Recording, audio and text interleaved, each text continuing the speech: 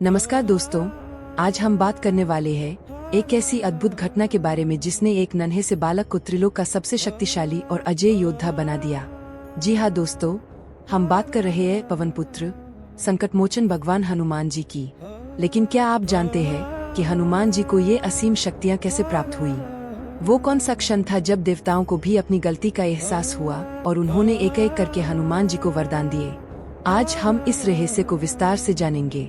दोस्तों, यह कथा शुरू होती है उस समय से जब हनुमान जी एक छोटे से बालक थे। उनकी शक्ति और ऊर्जा इतनी अद्भुत थी कि उन्हें खुद भी इसका अंदाजा नहीं था। एक दिन सुबह के समय जब आकाश में सूर्य देव चमक रहे थे, तब बालक हनुमान ने सूर्य को एक लाल पीला मीठा फल समझ लिया। उन्हें लगा कि यह कोई स्वादिष्ट फल है। और फिर क्या था, उन्होंने एक विशाल छलांग लगाई और सीधे आकाश में सूर्य की ओर उड़ चले। उनकी गति इतनी तेज थी कि देवता भी हैरान रह गए। जैसे जैसे हनुमान जी सूर्य के पास पहुंचने लगे, वैसे वैसे देवताओं की चिंता बढ़ने लगी, क्योंकि अगर सूर्य को कुछ हो जाता तो पूरी सृष्टि का संतुलन बिगड़ जाता। तभी देवराज इंद्र ने स्थिति को संभालने के लिए अपना सबसे शक्तिशाली अस्त्र वज्र उठाया और बालक हनुमान पर प्रहार कर दिया। वज्र सीधा हनुमान जी की खुडी पर लगा, जिससे वे घायल होकर बेहोश हो गए और पृथ्वी पर गिर पड़े। यह दृश्य देखकर उनके पिता वायुदेव अत्यंत क्रोधित हो गए। उन्होंने अपने पुत्र की इस अवस्था को देखकर पूरी सृष्टि से अपनी गति यानी हवा को रोक लिया। जैसे ही हवा बंद हुई, पूरी दुनिया में हाहाकार मच गया।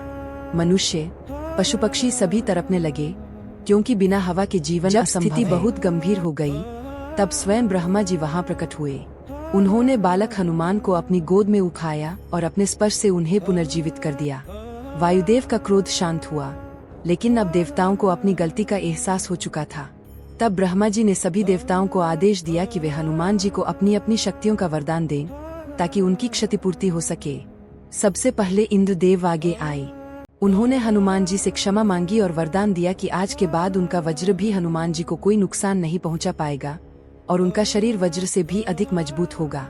इसके बाद सूर्यदेव ने हनुमान जी को अपना तेज, ज्ञान और अद्भुत गति प्रदान की और कहा कि अग्नि भी इन्हें कभी जला नहीं पाएगी। फिर यमराज ने आशीर्वाद दिया कि हनुमान जी को कभी मृत्यु का भय नहीं होगा और वे चिरंजीवी रहेंगे।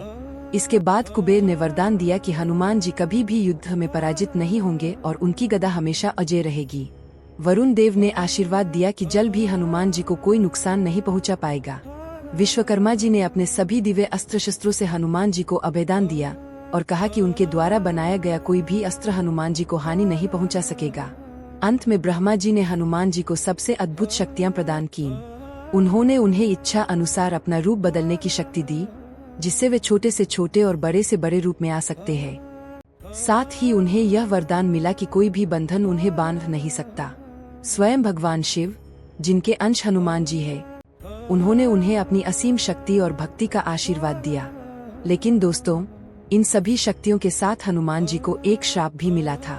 उन्हें अपनी शक्तियां याद नहीं रहेंगी और तभी याद आएंगी जब कोई उन्हें याद दिलाएगा।